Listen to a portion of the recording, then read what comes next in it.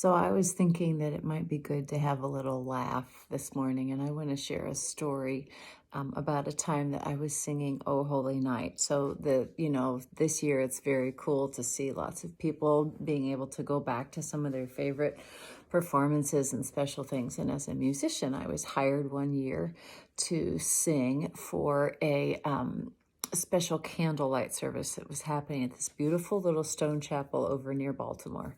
And there was no power or something like that, or there wasn't a piano, there wasn't an organ there. So I was contracted to come and sing for this special candlelight service. But they did have an electronic keyboard, so that was cool. So the person who was hired to play was not a bad pianist, but not very advanced along the way in her pianistic abilities. So I was scheduled to sing several different things, and they were going okay.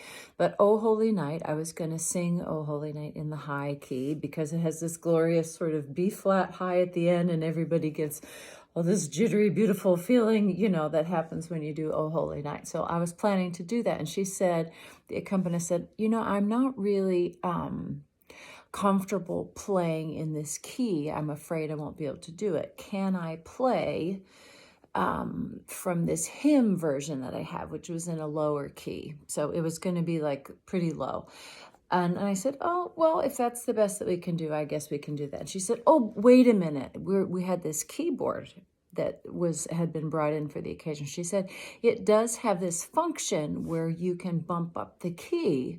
So I could play it in my lower key, but I could like push the button to make it modulate so that it could be in a higher key." And I was like, "Oh, okay, fine." So we practiced it in the rehearsal. She bumped it up several steps, went just fine. So it was like a solution to our little issue there. So all is going well. Rehearsal went fine. It's time to start the service, or the little, lessons and carols thing, I think it was. And I sang a couple of my songs. Things are going well. And then it's time, like "Oh Holy Night" is kind of usually toward the end, like a big finale kind of a thing. So I stood up to sing, and she started to play in the lower key. And I thought, oh, okay, well, it'll be what it'll be. So we start, and she's like, "Oh, holy night, the stars are brightly." And then right about then, I think she had this sudden awareness like, "Oh, I forgot to modulate." So I had started, "Oh, holy night, the stars are brightly," at which point she remembered and starts pushing the modulation key. So I'm, "Stars are brightly shining, it is the night of our dear."